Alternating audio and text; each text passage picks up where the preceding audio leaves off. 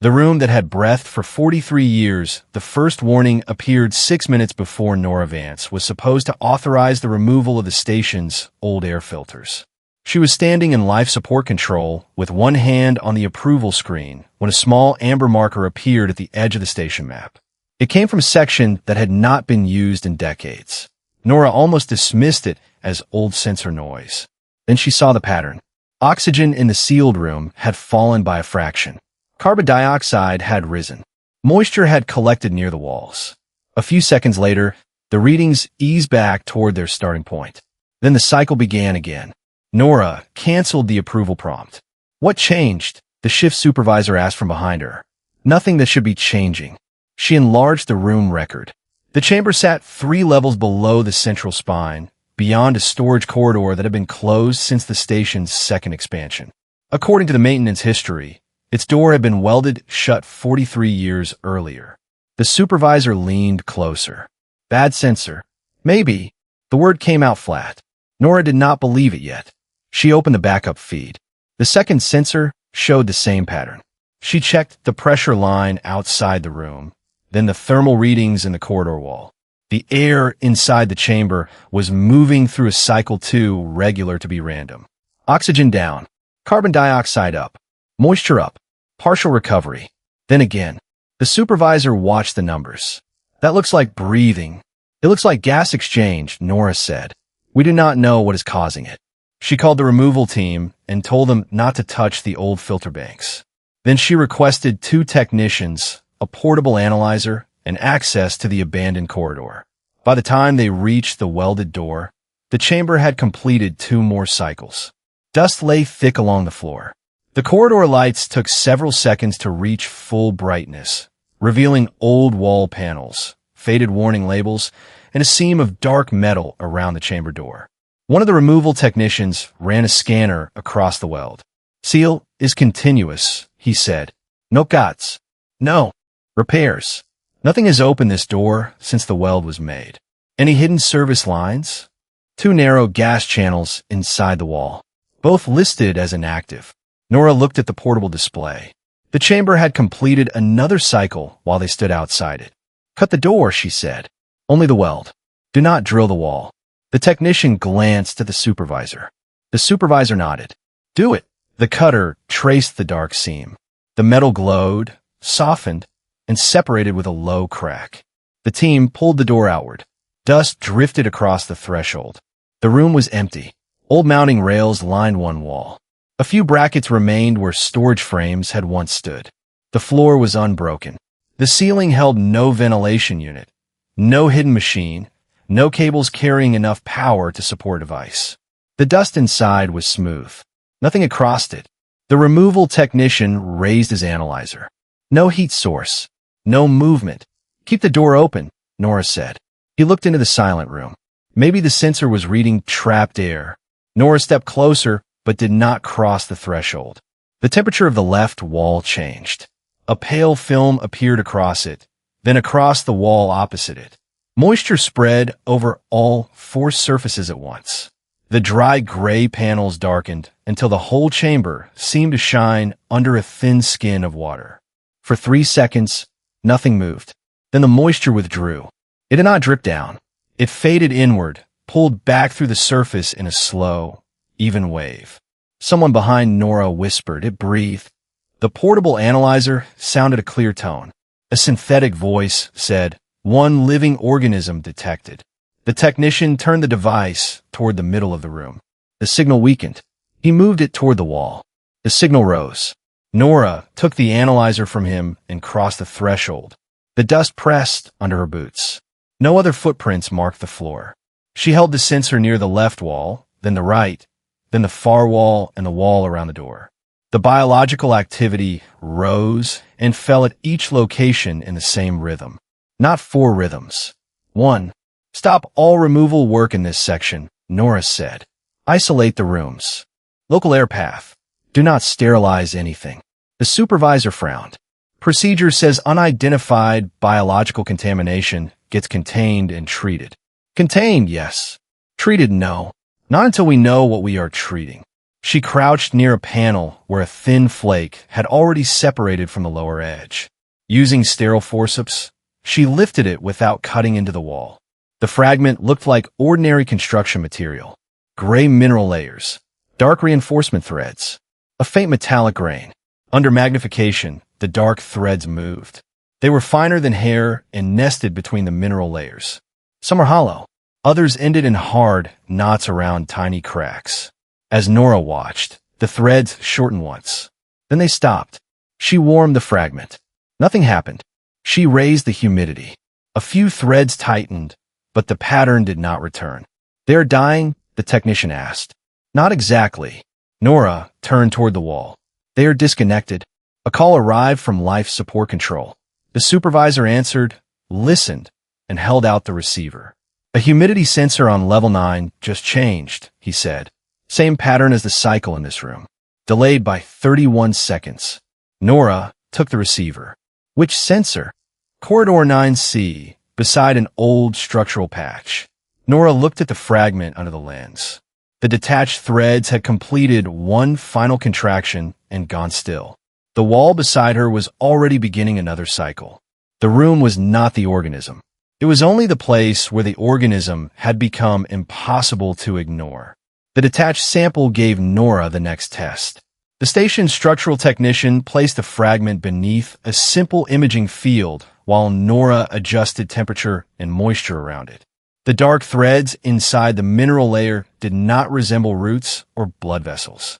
They were hollow in some places and solid in others. The hollow strands held gas and moisture. The solid strands gathered around microscopic fractures and hardened into bridges. "They are part tube and part repair fiber," the structural technician said. "Not separate parts," Nora replied. "Look at the junctions. Every hollow strand joined a hardened one. The same network that moved gas also fed the material around a crack." Nora restored the fragment to the temperature and humidity of the sealed room. A few fibers contracted, but the full rhythm did not return. The sample could react. It could not sustain itself. That mattered. If the fragment had continued its cycle alone, the station might have contained thousands of small organisms using the same material. Instead, the fragment behaved like tissue cut away from a larger body. Nora sealed it in a transparent case and returned to the station map. The delayed humidity change on level 9 had occurred beside an old repair patch. A second small change had appeared on level 7. Neither followed a ventilation duct. The pattern followed the construction material. Nora selected a pressure test compartment beside the sealed room. It was empty, had its own shut-off valves, and shared one wall with the same alien repair material. She routed a small amount of carbon dioxide into the compartment, well below any harmful level. The shift supervisor watched from the corridor. "What are you expecting?" he asked. "If the walls are separate, only this section should react. If they are connected, the change should travel through the material." "To where?" "I do not know yet." Nora increased the carbon dioxide by a controlled amount. The wall nearest the test compartment darkened slightly as moisture moved into it. 20 seconds later, a patch one level below warmed by less than a degree. Another 30 seconds passed. A seam farther down the station changed its gas flow. Nora marked the order. The reaction did not spread in a circle. It moved along a path. She compared the path to the ventilation map. It crossed two air lines without following either of them. She compared it to the power grid. Again, no match. Then she opened the old construction map layer. The path followed every section that contained the alien repair material. "Is passing something through the walls," the structural technician said. "Gas, moisture, maybe dissolved minerals. We need to know whether it also needs power." Nora ordered the test compartment sealed at its current level. Then she cut heat to a small, non-critical wall section farther along the path. The reaction slowed at that point. Areas beyond it responded later and more weakly.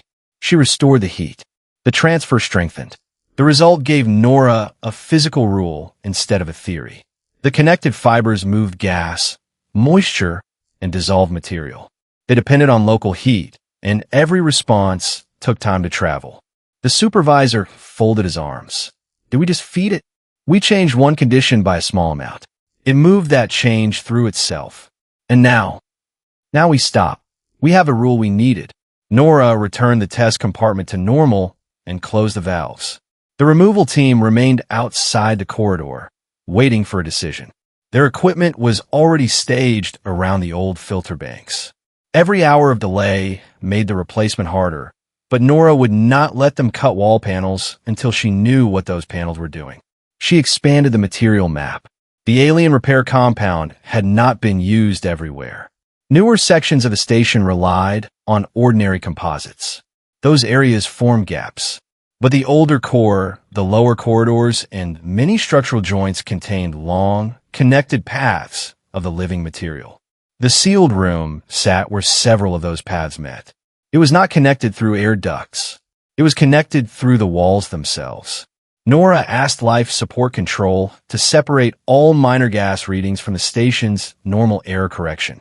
The software had been smoothing away tiny changes for years, treating them as sensor drift.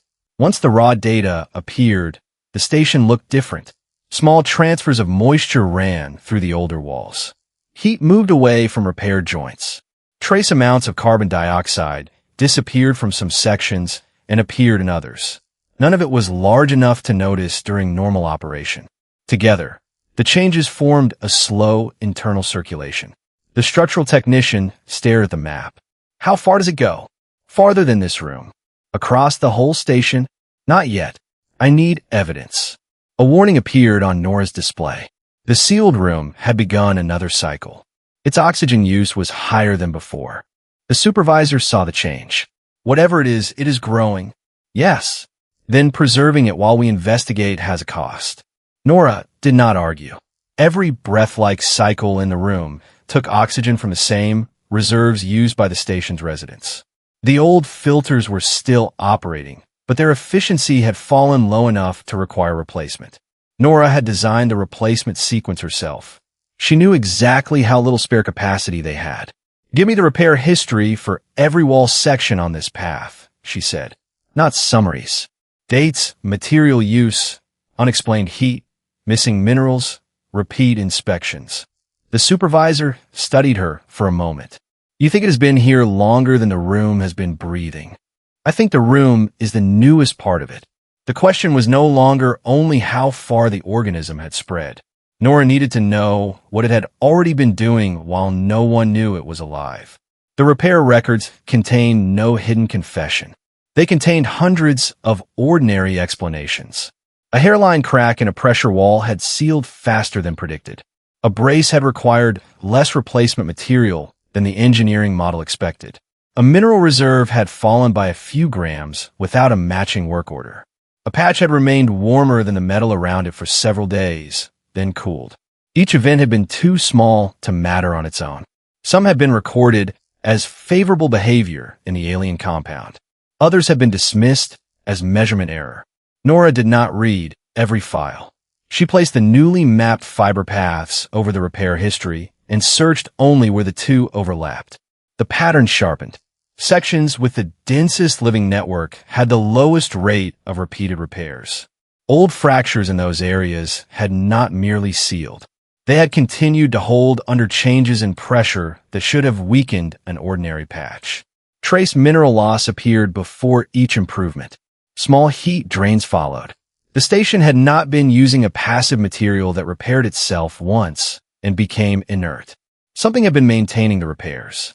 Nora brought the structural technician to an old junction near the central spine. The outer surface looked ordinary, but the living network ran thick beneath it. This patch was installed 38 years ago, the technician said. Inspection says it has never reopened.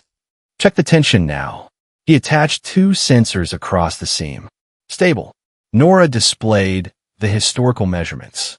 The patch had adjusted by tiny amounts after every major pressure cycle. Too little to trigger an alarm. Enough to keep the load balanced. It has been correcting the patch, she said. The technician looked toward the wall as though it had changed while he was not watching. All this time, probably, the sealed room's history supplied the next piece. 43 years earlier, the chamber had been used to test storage equipment against the alien repair compound. The walls had retained moisture. Packages spoiled. Instruments drifted out of calibration. No one had identified biological activity. The material was simply judged unsuitable for storage. Replacing 4 complete walls would have cost more than abandoning the room. So the staff removed the equipment, welded the door, and deleted the chamber from active use. No accident. No hidden experiment. No one trapped inside. A practical decision had created the only place in the station where the material remained undisturbed for more than 4 decades. The room had not been painted, dried, cut, or covered. Its 4 walls formed an unbroken surface, while narrow channels inside the structure still carried small amounts of air and heat. Those stable conditions had allowed the network to grow without interruption. Nora returned to life support control and opened the replacement plan she had helped write. The new system required the removal of 12 wall sections around the old filter banks. 9 of those sections contained the living network. 2 supported repair paths leading toward major pressure joints. She felt a quiet resistance inside herself. The old material had always bothered her. It could not be inspected like a pump or replaced like a valve. Its repair behavior varied with temperature and humidity. Nora had argued that the station should stop depending on something no one could define. Now she had evidence that the undefined part was not an inconvenience. It might be holding the station together. The supervisor read the same map. Can we isolate the network section by section? I do not know. Can we leave it in place and route the new filters around it? I do not know that either. He did not press her for certainty she did not have. Then give me 2 plans, he said. 1 for removal, 1 for keeping it. Include the failure in each. Nora nodded. During the next cycle, the room consumed more oxygen and its wall temperature rose. Whatever process had begun there would continue while she worked. To test whether it could be divided safely, Nora selected a branch inside a non-critical panel. The panel carried no main pressure load. The living fibers within it connected to an old repair patch several meters away, but the patch had a mechanical brace ready if needed. The structural technician placed tension sensors across the repair. Nora checked the shutoff conditions twice. Cut only the branch, she said. Do not remove the panel. A fine tool passed through the living layer. The fibers on the near side contracted. The fibers beyond the cut went still. For 4 minutes, nothing else happened. The structural technician exhaled. Patch is holding. Nora did not answer. At 6 minutes, the tension changed. Not at the cut. At the old repair. The patch began to relax by a fraction. A dark line appeared along one edge. Brace it, Nora said. The technician tightened the mechanical support. The line stopped widening. Nora increased humidity around the network that remained connected to the patch. The fibers there warmed and thickened slightly. Moisture moved toward the damaged edge. The patch recovered part of its tension, but not all of it. They did not reconnect the severed branch. They had no reliable method to do that, and Nora refused to invent one in the middle of a test. The result was enough. The network did not simply create repairs and leave them behind. It continued to feed them. Cutting a small branch had weakened a patch far from the cut. Removing major wall sections could affect dozens of repairs at once, including some under full pressure. The supervisor looked at the data. Then the removal plan could damage the station. Yes, and keeping it means we leave an organism inside life support. Yes. Which risk is smaller? We still do not know. Nora expanded the map as far as the evidence allowed. The living material did not cover every part of the station. Newer composites interrupted it, and some corridors contained only isolated fragments. But through the older core, structural joints, and repair routes, the fibers formed a connected network large enough to share gas, moisture, heat, and minerals across most inhabited levels. The biological analyzer had reported 1 organism because the active regions no longer behaved independently. Nora avoided saying the station was alive. The phrase suggested awareness, and the evidence showed only a connected biological system responding to physical conditions. She chose more careful words. A continuous biological network has incorporated the station's older structure as its body. The supervisor glanced at the oxygen reserve. The sealed room began another cycle. If that is the body, he said, what is the room? Nora looked at the rising carbon dioxide, the increasing heat, and the moisture gathering across 4 uninterrupted walls. I think that is what it is building now. The sealed room did not behave like the older parts of the network. Nora placed their readings side by side. The room consumed oxygen. It released carbon dioxide. Its temperature climbed with each cycle. Moisture gathered, moved, and vanished into the walls. Minerals were flowing toward it through the connected fibers. An old repair section near the central spine behaved differently. Its oxygen use was almost too small to measure. When carbon dioxide rose in the surrounding air, the section warmed slightly. Then the carbon dioxide level fell. Heat moved away from the repaired joint. The material maintained its shape without adding much new mass. One network, 2 states. The room was growing. The older section was mature. Nora built the next test around that difference. She selected a mature wall segment connected to a small service loop with its own valves. The loop did not supply residence. It could be isolated in less than a second. The structural technician watched her prepare the gas mix. If it absorbs carbon dioxide, that does not mean it makes oxygen, he said. Correct. So what are we testing? Whether it changes the gas at all, what it needs, and where it fails. Nora sent a mild carbon dioxide load through the loop. At first, nothing changed. Then the wall warmed. Carbon dioxide in the outgoing line began to fall. Oxygen rose by a smaller corresponding amount. Nora checked for leaks. None. She cut electrical power to the local panel. The effect weakened. She restored power, but lowered the heat reaching the wall. The effect almost stopped. She restored both conditions and increased the airflow. The gas passed through too quickly. Carbon dioxide reduction collapsed. She returned the flow to its earlier level. The wall did not recover at once. Its temperature rose slowly, then the gas exchange resumed. The supervisor arrived before the final reading stabilized. What does it mean? He asked. Nora kept her explanation simple. The mature material uses energy and the minerals in the wall to pull carbon from the gas. It binds that carbon into new structure and releases part of the oxygen back into the airflow. It can replace the filters? No. The answer came immediately. It is too slow. It needs heat, power, moisture, and minerals. If the air moves too fast, it cannot process it. If pressure changes too sharply, the living surface may tear. It can help. It cannot carry the station alone. The supervisor looked through the service window at the quiet wall. And the room is not mature. It is spending oxygen to build more surface. Then it is making our problem worse before it can help. Yes, that was the central danger. The station did not have unlimited oxygen to wait for the room to finish growing. But destroying it might remove the only new capacity appearing as the old filters failed. Nora searched the station's long-term filter records. The decline had begun years earlier.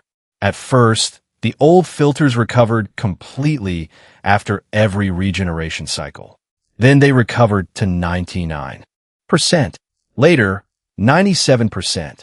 The changes were small enough to manage with more frequent cycles. Each decline created a brief rise in carbon dioxide before the system compensated. The living network responded every time. Its exchange surfaces expanded by amounts so small that the station's software classified them as drift. More carbon dioxide produced more activity. Repeated increases produced more growth. During the last few months, the filters had regenerated more often, and more material had moved toward the sealed room. No prediction or intention was required. The same physical response had repeated until it produced an organ. Nora returned to the chamber. The walls no longer looked flat. Thin mineral folds had formed across them. They were not soft or flesh-like. They resembled layered stone, shaped into thousands of shallow channels. When pressure rose inside the room, the folds opened slightly. When pressure fell, they closed. The movement increased the amount of surface touching the air. The room was not a brain. It was not a nest.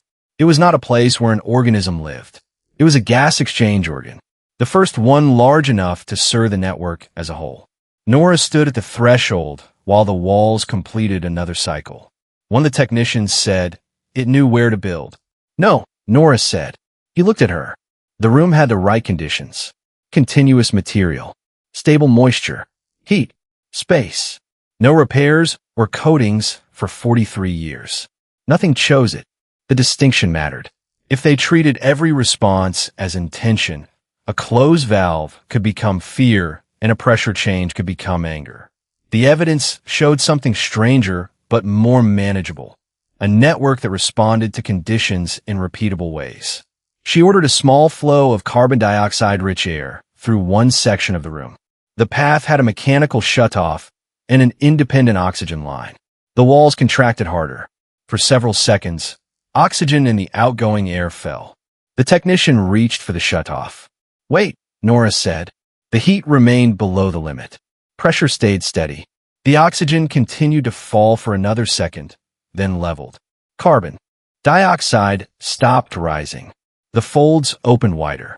Carbon dioxide in the outgoing line began to decrease. The result was weaker than the mature wall test, but it followed the same sequence: growth, transition, then exchange. Nora closed the test before the room heated further. The organ worked. It was not ready to support the station. The supervisor joined her at the control panel. How much time before it matures? Nori la lleve l'estimate. How much time before the main filters fail? Nora checked the latest recovery curve. Also no reliable estimate. He let out a humorless breath. That is not a useful pair of answers. No. What do we have that is useful? Nora brought up the limits from the tests. We know what flow it can handle. We know the energy it needs. We know the transition period looks worse before exchange begins. We know pressure cannot rise too fast. We know mature sections can share the load. We know how to isolate individual branches mechanically. And if it grows into the valves, we build buffer sections with ordinary material. No compatible surface, no path forward. And if it fails, we keep an independent oxygen line and one habitation zone off the network. We close each branch separately. The mechanical backup stays in service. The supervisor studied the plan. It was not a plan to trust the organism. It was a plan to limit the conditions under which the organism could interact with life support. Nora had once believed safety required every component to have a clear boundary. Now she was drawing boundaries around the exchange itself. The connection plan was almost ready when the main filter sent a regeneration warning. Nora had seen that warning hundreds of times. The filter normally completed the cycle, cooled, and returned to operation. This time, it did not return. The recovery reading stayed at 0. Carbon dioxide began to rise across the inhabited sections. The backup system started automatically, then reported insufficient capacity. The station's emergency software prepared to isolate the sealed room, close every connected gas path, and inject sterilizing chemicals into the living network. It was only a routine contamination sequence that made it no less irreversible. If it completed, the new organ would die. The connected fibers would die with it. Old repairs across the station might begin to loosen. If she stopped it, the growing room would remain connected to the same air reserves that were already falling. The supervisor looked at her. You said you could make the connection with a way back. Nora placed her hand over the manual control. I can make it with conditions for stopping. Is that enough? It is more than we have with the filter. She canceled the sterilization sequence. Canceling the sterilization did not make the station safe. It only stopped the automatic system from making an irreversible choice before Nora could test the alternative. She transferred control of the connected valves to the manual console. The emergency software continued to display warnings across the screen. Unidentified biological contamination. Air processing failure. Oxygen reserve declining. Every warning was accurate. None described the whole problem. Nora ordered one habitation section placed entirely on a mechanical backup.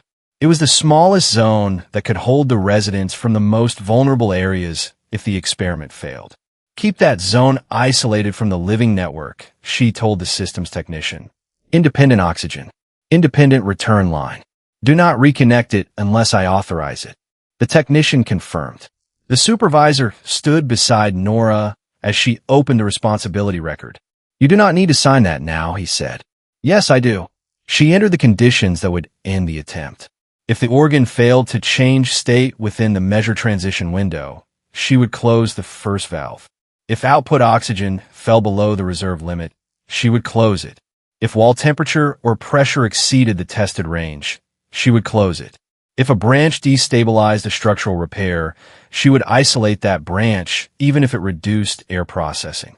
Then she signed. The supervisor added his authorization beneath hers. Nora looked at the first valve. It had been installed to isolate contamination from the station's central air loop. Now, she was about to open it for exactly the opposite reason. "Route the carbon dioxide-heavy return flow through the chamber," she said. "Minimum tested rate." The systems technician opened the path. Air entered the sealed room through the old channels in the wall. The forced surfaces contracted. Moisture spread across the mineral folds. Temperature rose. Oxygen in the outgoing line fell. The technician's hand moved toward the emergency shutoff. "Output oxygen is dropping." "I see it. Still dropping." Nora watched the other values. Pressure remained inside the limit. The folds were warm, but not overheating. The transition time had not expired. "Hold the flow," she said. The supervisor did not ask her to explain again. He watched the same limits. The outgoing oxygen fell another fraction. The room was taking the resource they could least afford to lose. Nora's old instinct demanded separation. Close the valve. Return to components with labels and approved failure modes. Do not place residents behind a process no one had designed. But closing the valve now would not restore the failed filter. It would only preserve a smaller amount of oxygen while carbon dioxide continued to rise. 10 seconds to the transition limit, the technician said. Nora checked the independent habitation zone. Its backup remained stable. Hold. The room's wall temperature stopped climbing.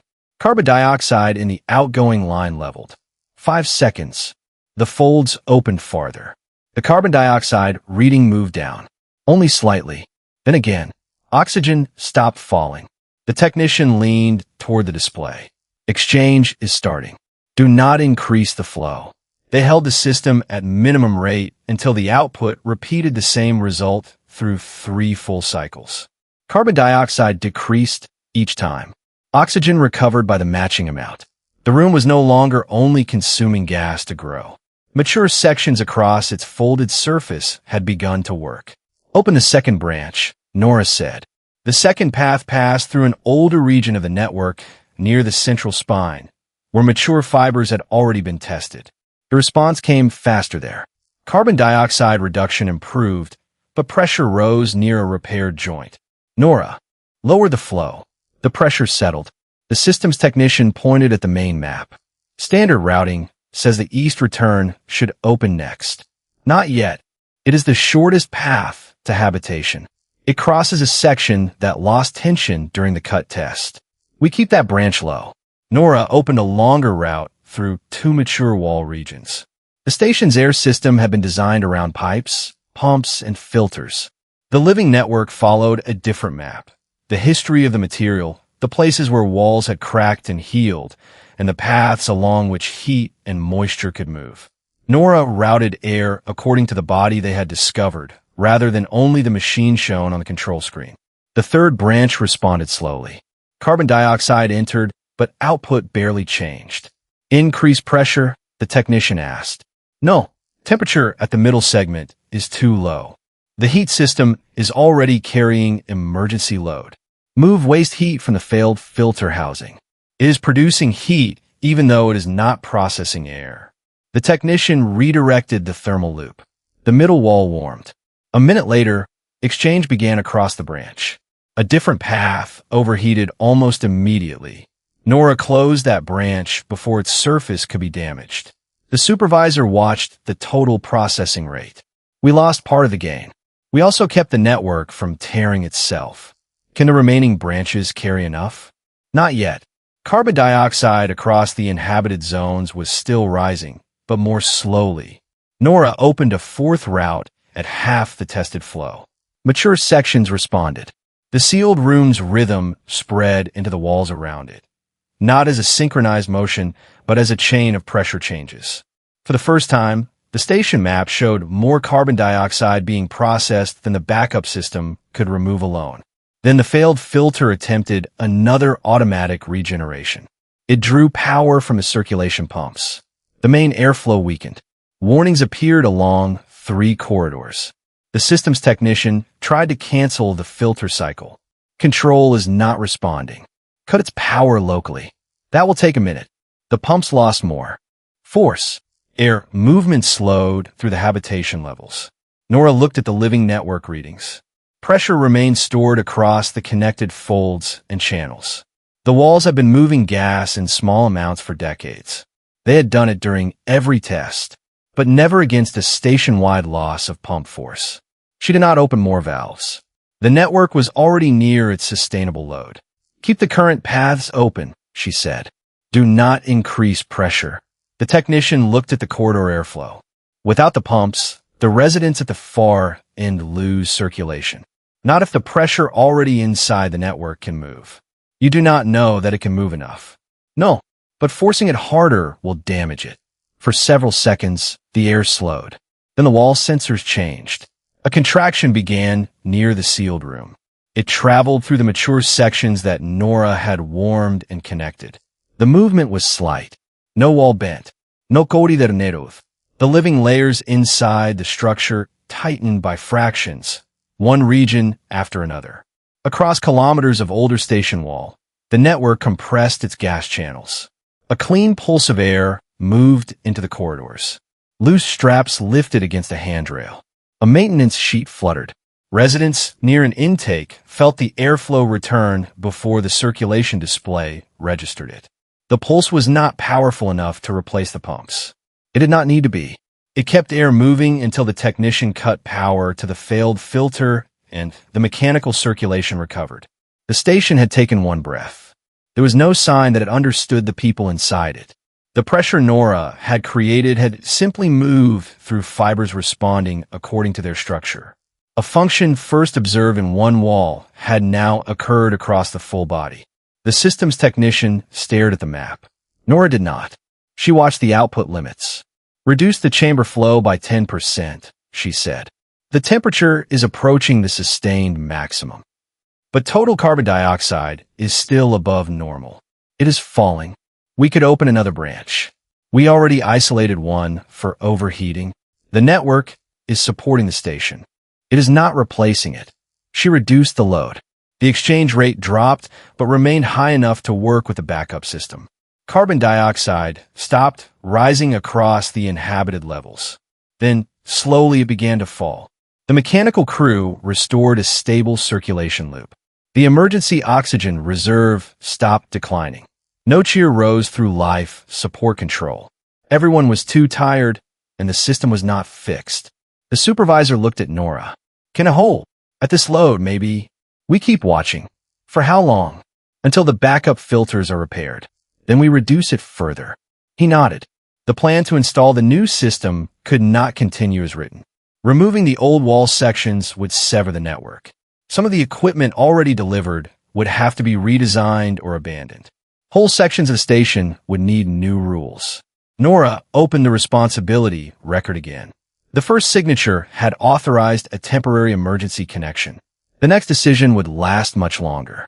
She recorded that the living network had become part of life support and structural maintenance. Then she recorded every limit. It required energy, moisture, and minerals.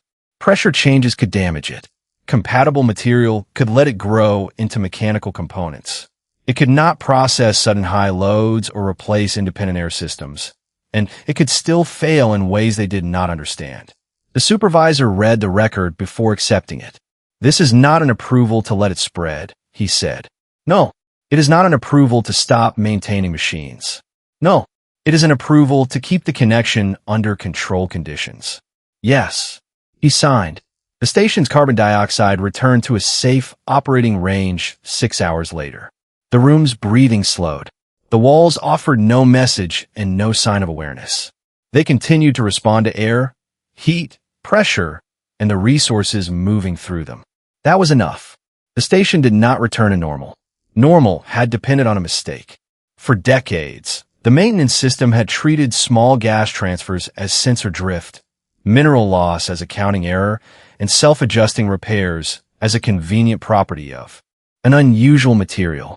The emergency had not created a living station. It had only forced the people inside it to recognize one. The backup filters were repaired first.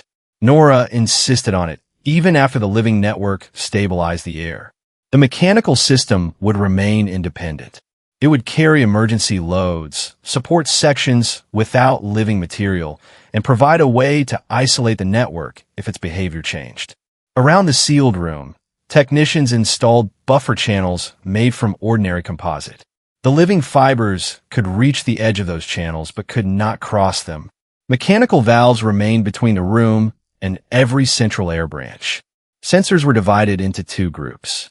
One tracked growth, oxygen use, heat, moisture, and mineral movement. The other tracked exchange, carbon dioxide reduction, oxygen return, pressure, and sustainable flow. No one was allowed to call both activities breathing in an operating report. The difference mattered too much. Several habitation areas remained closed while the structural team mapped old repairs. Any plan to cut, sterilize, paint, or replace a living wall now required a check for distant effects. A panel might be a wall, a gas channel, and tissue supporting a repair somewhere else. The costs spread through the station. Equipment built for the original replacement plan could not be installed without major redesign. Some of it was stored. Some was dismantled for parts. Supply schedules changed. Residents accepted lower power use and tighter air limits while the combined system was tested. Nora's plan had not merely been delayed. It had been made obsolete. A review board examined her decision to cancel the sterilization sequence and connect an unclassified organism to central life support. Nora gave them every reading, every shutdown condition, and every moment when the attempt could have failed. She did not claim that the result proved she had been safe. It proved only that the evidence had supported the choice she made. The board kept her in charge of the new operating standards. It was not a reward. It was responsibility. Weeks later, Nora returned to the room alone. The old welded door had been replaced with a sealed observation entrance. Air reached the chamber through controlled buffer lines. The walls had stopped thickening. Their mineral folds remained open at a stable depth, rising and falling almost too slowly to see. Moisture appeared across the four surfaces. It gathered in a pale sheen. Then it withdrew. The rhythm was calmer now. Nora checked the wall temperature and the exchange rate. Both remained inside the new limits. The mechanical backup was active at low load. The independent habitation zone could still be separated in seconds. Nothing about the system depended on trust.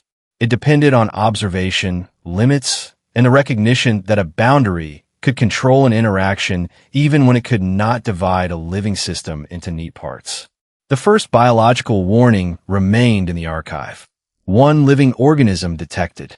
At the time, everyone had searched the empty space inside the room. They had expected a body to occupy a place. Something hidden behind a panel. Something standing where the dust showed no footprints. The analyzer had been correct. There had been one organism. Its body extended through repair fibers, mineral channels, sealed seams, pressure joints, and walls across the station. It had grown through thousands of small acts of maintenance until no single patch could be called the whole thing. The room had never held the organism. The room was held inside it. Nora listened to air pass through the folded walls. On the day the door opened, the sound had seemed like proof that something was trapped there, breathing in the dark. Now she knew there was no prisoner, no hidden creature, and no mind waiting to answer. The chamber was the first lung of a body that had formed around them, while generations of maintenance crews called its living work a material property. Outside the observation glass, the station continued its ordinary sounds. Pumps turned, valves adjusted, footsteps crossed the corridor. Farther away, living fibers carried moisture toward an old repair and heat away from a crowded compartment. Machine and organism worked beside each other, neither sufficient alone. Nora placed one hand near the glass, not as a greeting, but to feel the faint temperature change when the next cycle began. Moisture spread across the walls. The folds opened. A clean current moved into the line. The place they lived was breathing. If a place built to keep people alive slowly became alive itself, would you treat it as a system to control, a life to protect, or something in between? Nora's answer was neither fear nor blind trust. It was responsibility, clear limits, and a willingness to keep learning. Share what you would have done in her place. If this story stayed with you, please like the video, share it with someone who enjoys thoughtful science fiction, and subscribe for more mysteries from the edge of the possible.